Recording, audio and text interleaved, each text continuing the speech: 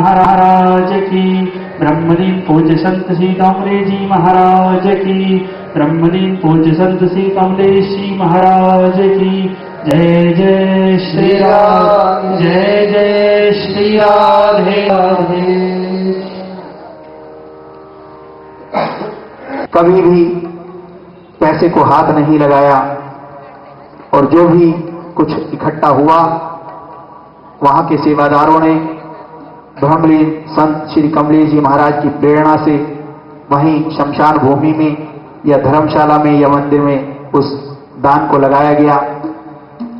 उन्हीं के पद चिन्हों पर चलते हुए इस क्रम को आगे बढ़ा रहे हैं हमारे परम पूज्य व्यास जी हिमेश जी, जो बचपन से ही श्रीमद् भागवत कथा, राम कथा इनका वर्णन कर रहे हैं। देश में जगह जगह और विदेशों में भी इन्होंने कथाएं करी।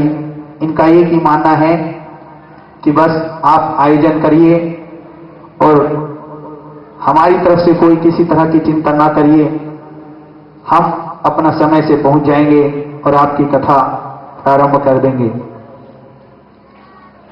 पिछले 4 साल से हमें इनका आशीर्वाद प्राप्त है। सन 2005 में दिल्ली के अंदर केबल पार्क आजादपुर में बड़ा भव्य पंडाल लगा था। लाखों की संख्या में भक्त बैठे थे। कृष्ण जन्म का उत्सव था जो आज यहां पर है। बड़ी घनघोर बारिश आई लेकिन कोई भी भक्त अपने स्थान से नहीं हिला। आदरणीय व्यास जी ने इस तरह से सभी भक्तों को अपनी वाणी से बांधा हुआ था। हमारा परम सौभाग्य है कि इस मेरठ की धरती पर इतने शुभ कार्य के लिए जो 105 कन्याओं का विवाह होना है, परम पूज्य व्यास जी अपने मुखारविंद से यहां श्रीमद् भागवत कथा कहने के लिए आए हैं। परम सौभाग्यशाली हैं आप सभी भक्त जो उनके द्वारा कहे हुए एक शब्द को भी सुन रहे हैं, क्योंकि ऐसे मौके जीवन में कभी कभी आते हैं कि इतने सच्चे संत, पहुंचे हुए संत, उनके दर्शन हो, उनकी वाणी सुनने को मिले। आज कथा का चौथा दिन है और आज बड़ा ही भव्य उत्सव कृष्ण जन्म का इस पंडाल में आयोजित किया जाएगा पूज्य व्यास जी के मुखारविंद से। मेरा सभी भक्तों से करबद्ध निवेदन है कि शाम को जल्दी घर जाने की चेष्टा ना करें, जल्दबाजी ना करें, पूरा आनंद लें कार्यक्रम का। ये घर गृहस्थी, ये काम धंधे सब पूरे जीवन चलते रहेंगे, क्योंकि इस संसार में कुछ भी साथ जाने वाला नहीं है। सिर्फ यही कुछ पल, यही कुछ क्षण जो आप सत्संग में, कथा में व्यतीत करते हैं, वही इंसान के साथ जाते हैं, बाकी कुछ साथ जाने वाला नहीं है। अब 15 दिसंबर को 104 कन्याओं का, 105 कन्याओं का विवाह यहां आयोजित किया जाएगा। हिंदू कन्याओं का विवाह आयोजित किया जाएगा। संस्था ने यह निर्णय इसलिए लिया कि अगर हमारे देश से लड़कियां खत्म हो गई तो हिंदू अपने आप खत्म हो जाएगा। अगर हिंदू को बचाना है तो सबसे पहले कन्या को बचाना जरूरी है, क्योंकि अभी भी हरियाणा के अंदर ऐसे ऐसे गांव हैं जहां 4 भाई हैं, एक की ही शादी हो पाती है। 3 भाई, उनके माँ बाप ये बोलते हैं कि 50,000 रुपए ले लो, 1 लाख रुपए ले लो, हमारे बेटे के लिए कोई लड़की ला दो। हरियाणा के अंदर ऐसे ऐसे गांव हैं। इस तरह से हिंदू खत्म होता जा रहा है।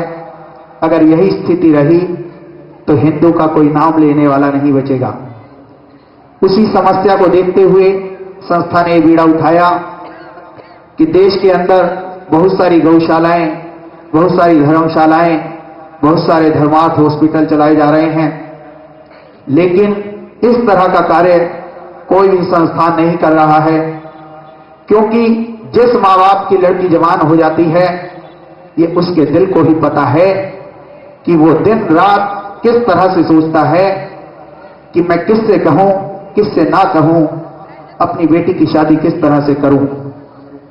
अभी ये जो 7 मार्च गया है 2011, 7 मार्च 2011 हरियाणा में बल्लभगढ़, वहां पर एक बाप की 2 बेटियां थी, दोनों जवान थी, दोनों का रिश्ता उसने तय किया हुआ था। 7 मार्च की उसकी शादी थी दोनों लड़कियों की। उसे शादी में 27,000 रुपए खर्च करने थे। 18,000 रुपए का इंतजाम उसके पास नहीं था, 9,000 रुपए का इंतजाम था। वो दिल्ली में किसी कंपनी में सफाई कर्मचारी था। उसने अपने मालिकों से मांगे 18,000 रुपए, उन्होंने मना कर दिया। उसने अपने खास रिश्तेदारों से मांगे, उन्होंने मना कर दिया। उस इंसान ने जिंदगी में कभी शराब नहीं पी थी। रात को शराब की पूरी बोतल पीकर आया और अपने हाथों से अपनी दोनों लड़कियों का गला घोट कर मार डाला। अब वो व्यक्ति जेल में है। हम उसके घर गए, हमारी संस्था के लोग उसके घर गए। उसका एक और भाई था, उसके परिवार की यही स्थिति थी। हमने उसके भाई की लड़कियों का विवाह आप सभी के सहयोग से, प्रभु के आशीर्वाद से बड़ी धूमधाम के साथ करवाया। अब इन्हीं सब बातों को देखते हुए संस्था ने ये बीड़ा उठाया है कि देश के हर कोने में जहां कहीं भी कोई माँ बाप रहते हैं, उनके अगर 5 लड़कियां भी हैं तो वो 5 की चिंता छोड़ दें और हमारे संस्थान का नंबर अपने पास रखें। जब भी 2 साल बाद, 4 साल बाद उनकी अगली लड़की का नंबर आए, उसका रिश्ता पक्का कर दें। उसकी शादी संस्थान की ओर से बड़ी ही धूमधाम के साथ आयोजित की जाएगी। मेरा आप सभी से निवेदन है, चाहे आप 1.25 रुपए का ही योगदान क्यों न करें, इस कार्य में, इस यज्ञ में अपनी आहुति जरूर डालें, क्योंकि ऐसे मौके जीवन में बार बार नहीं आने वाले। आपका भाग्य है, आपके भाग्य अच्छे हैं कि आपके मेरठ शहर में यह कार्यक्रम आयोजित किया जा रहा है। संस्थान एक जगह दोबारा इस कार्यक्रम को आयोजित नहीं करता है, फिर अगले प्रदेश में हम लोग निकल जाते हैं, कहीं दूसरी जगह इस कार्यक्रम को किया जाएगा। अगला कार्यक्रम हमारा बाराबंकी, लखनऊ या गोरखपुर में निश्चित होने जा रहा है, क्योंकि वहां बहुत गरीबी है। तो उस क्षेत्र में संस्थान इस कार्य को करने जा रहा है। आप सभी के चरणों में बार बार निवेदन है कि चाहे आप 1.25 रुपए की ही आहुति दें, इस कार्यक्रम में, इस यज्ञ में अपनी आहुति जरूर दें। मैं आदरणीय व्यास जी के चरणों में विनम्र निवेदन करूंगा कि आज इस श्रीमद् भागवत कथा रूपी गंगा को 4थे चरण की ओर लेकर चलें और भक्तों को कृतार्थ करें। जय श्री कृष्ण।